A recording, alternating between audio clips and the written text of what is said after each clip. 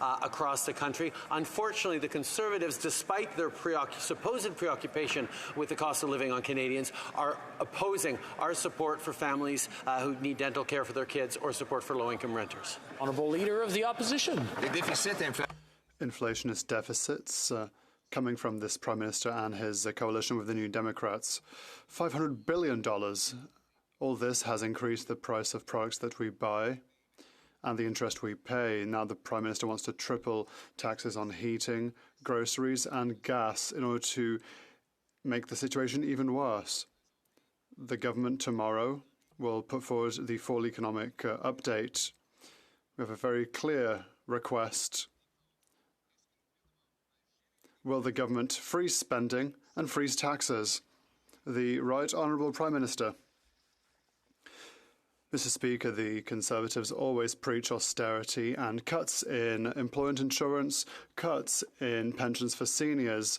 We, on our side, will continue to be here not only to support Canadians with measures such as having a new GST tax credit or with the dental and rental assistance, measures that the Conservatives have voted against. We are also here to create an economy that works for everyone with investments towards a greener and more prosperous future for all workers.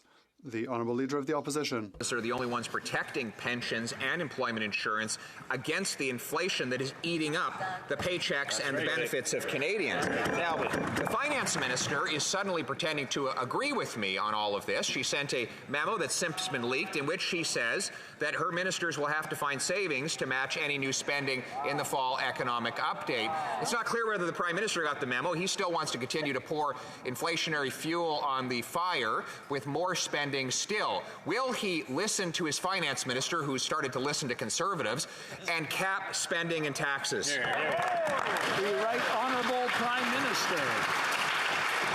The only cold-hearted Conservatives would imagine and describe sending kids who otherwise can't afford to go to the dentist as pouring fuel on inflationary fires. Only Conservative politicians would consider that giving targeted support for low-income Canadians to help pay for their rent would be pouring inflationary fuel on the fire. Mr. Speaker, inflation is a global phenomenon right now. We've moved forward with targeted supports for families that will make a meaningful difference. Unfortunately, the Conservatives, for all their rhetoric, stand in opposition to help for families. The Leader of the Opposition. We stand in opposition to the policies that have sent 1.5 million Canadians to the food bank in a single month. We oppose a record credit card debt on which the Prime Minister's policies are now driving up interest rates. We oppose policies that have forced 1 in 5 families to skip meals because they can't afford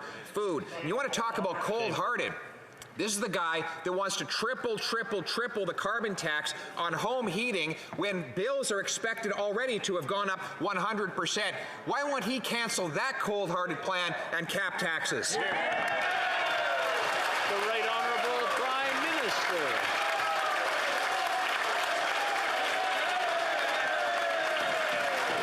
Facts are clear.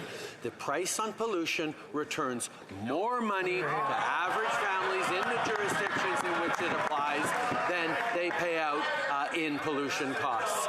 This is the fact that has allowed us to both lead on the fight against climate change and put more money back in the pockets of Canadians. But the reality is, I don't know what it is today, but everybody's very rowdy. Maybe I'll let the Prime Minister start over again, and I'm hoping everyone will listen this time rather than shout. And I know everybody wants to help him answer, but it's his turn to speak. The Right Honourable Prime Minister. Thank you, Mr. Speaker. Despite consistent Conservative misinformation and disinformation on the matter, the simple mathematical fact is that the price on pollution returns more money to average families in the jurisdictions in which it applies than they pay in this extra cost on pollution. That's how we can move forward on fighting climate change while supporting families through this transformation of our economy and of our energy. These are the things that matter to Canadians. This is where we're continuing to put them first, not ideology. L'honorable